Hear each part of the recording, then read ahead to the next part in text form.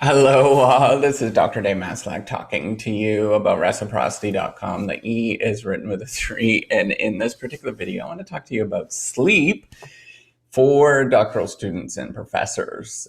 So if you don't know me, I'm a professor of innovation strategy and entrepreneurship, and I created this whole reciprocity project to give back as much as I possibly can. There were so many people that helped me out to get through graduate school that I wanted to pay the favor forward and help you out as well. All right, so in terms of sleep, I think sleep is really important to me, and it ends up being a lot of conversation that I end up having throughout the day. And it might be in the morning, I might ask somebody, I might ask my wife and my kids whether they've gotten enough sleep today. I also tend to dwell upon it and think about it in terms of how I'm feeling throughout the day, in terms of the sleep I am getting. And I want to point out before we get too much further into this, this is just based on my own observations throughout my entire life and dealing with this as a doctoral student and as a professor now, or an associate professor now. So I'm not a physician, so if you need help, make sure you do contact your physician.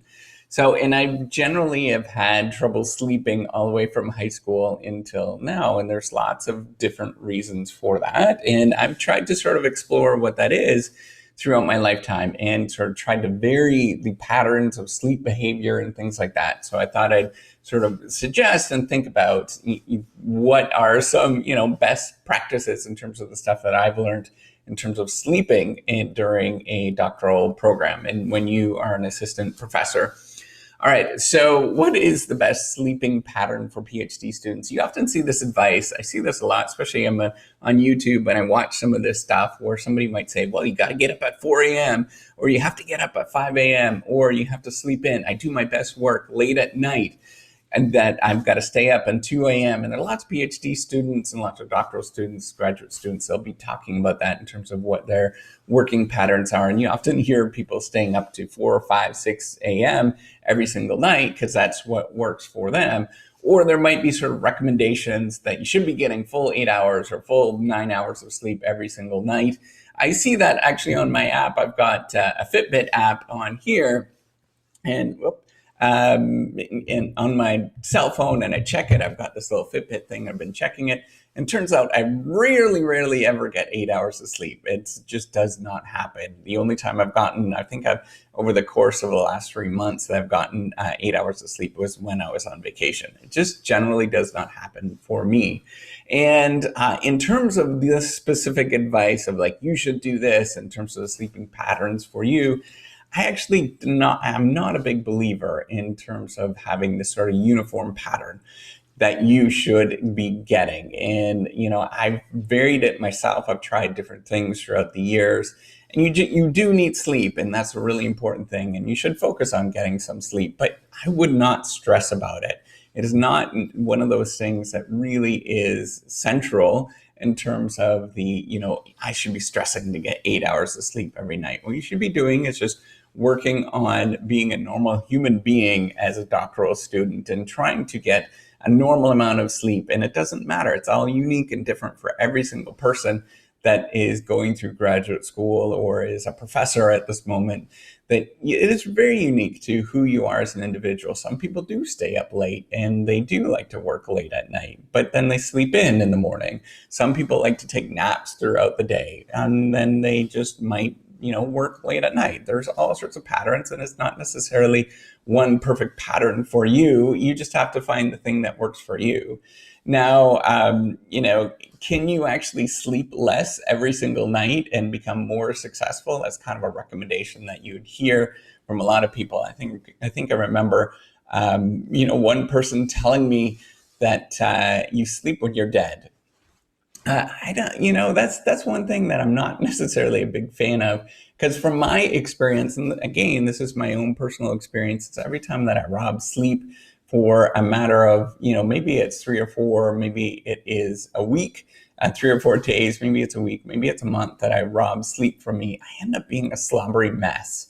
And I turn into a complete wreck. I remember when we had our kids, where there was a 6 month period where you really don't get a lot of sleep during that period, or in graduate school when you're new and you're trying to race and compete with everybody else. You just don't get a lot of sleep during those periods.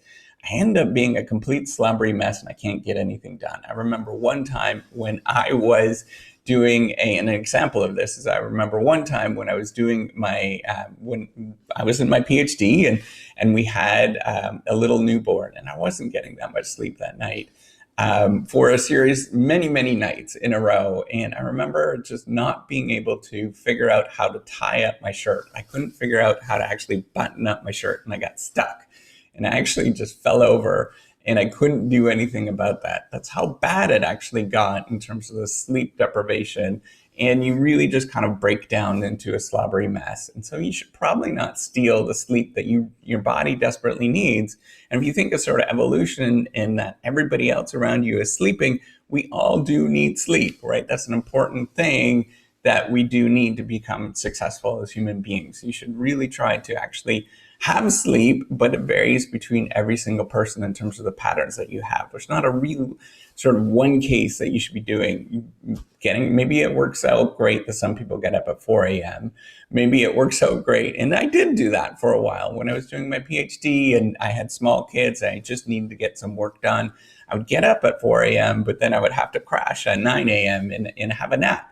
And I would nap with my kids for, an hour, right? When they're napping. It just was one of those things I had to do in order to work through having kids when I was doing my PhD. The other thing that you should think about is that, some people do nap throughout the day, and that's totally normal. And it varies throughout when you are actually it varies throughout your life. And so as you grow older, you will just vary and try different things, and that's totally normal.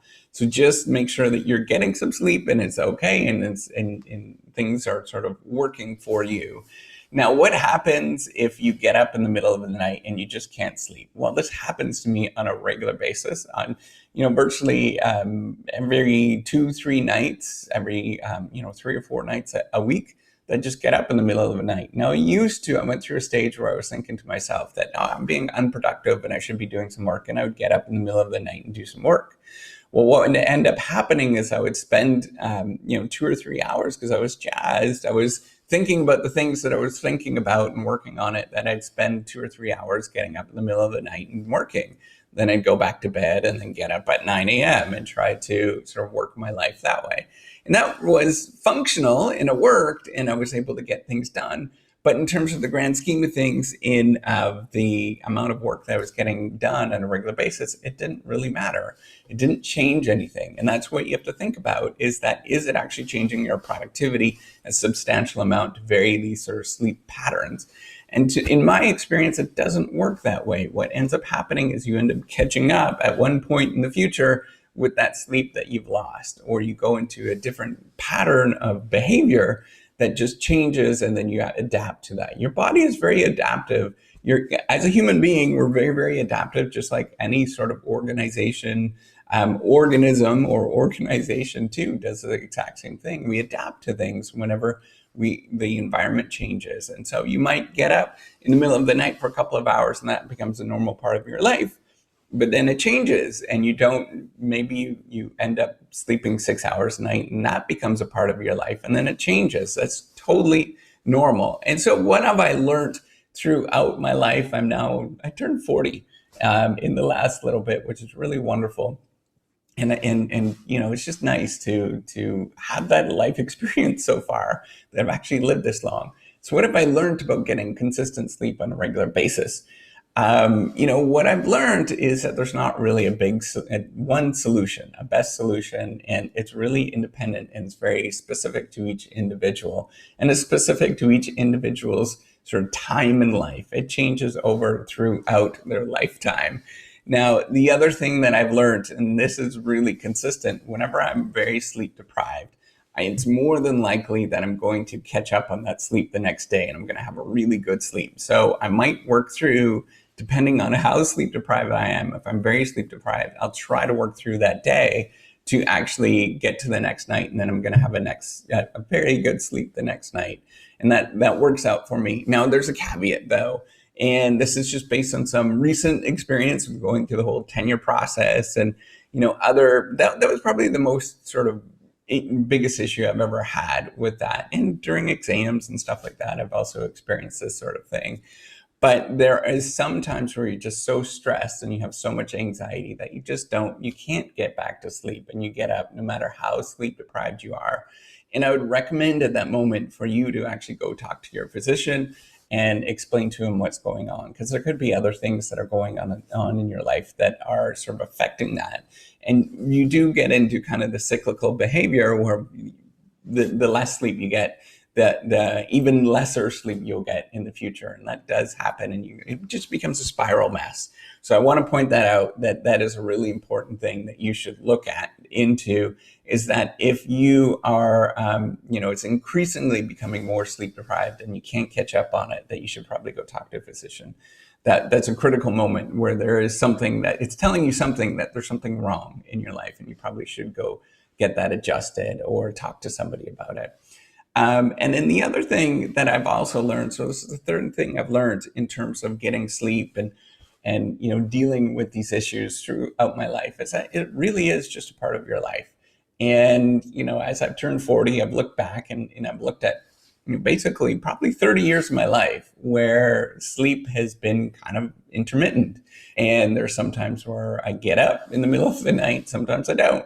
And I think it varies very significantly across people, and people just have different sleeping patterns, and that's unique, and that is okay in terms of that we all vary in terms of our sleeping patterns. So if you're going through your PhD program or graduate school and you're dealing with all this kind of stuff, if you're an assistant professor and you're dealing with sleep and all that kind of stuff, these sleep issues, just know that that's kind of a part of your life. And yes, if it gets too bad in terms of you can't function in a regular basis, that you should go talk to a physician. But just know that we all deal with this kind of stuff, and it's really just a part of life, of the ebb and flow of life.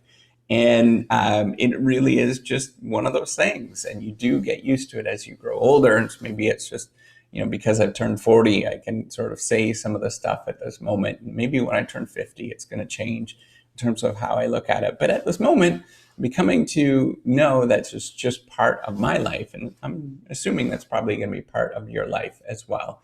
But definitely, if it becomes too bad, go talk to a physician. Highly recommend that. It does help in terms of the advice, and maybe you actually will get medication that will help you with that as well. Sometimes it's a symptom of other things. So that's all I wanted to say with getting sleep, is that it's very important. Don't listen to all the different recommendations and the other people that are saying that you should be getting this and that. It's really independent in terms of where it's very a personal thing, that it varies for everybody, and we all have to deal with this sort of variance, and it's going to be unique for you. It's just like when you're doing your doctoral studies, each individual person has their own unique path, and so you can't listen to other people. They're doing their own unique things, and you have to sort of disregard what other people are doing and just kind of do your own thing. All right, give me a thumbs up if you like this video. Do subscribe to the YouTube channel. Take care and have a wonderful day. Bye.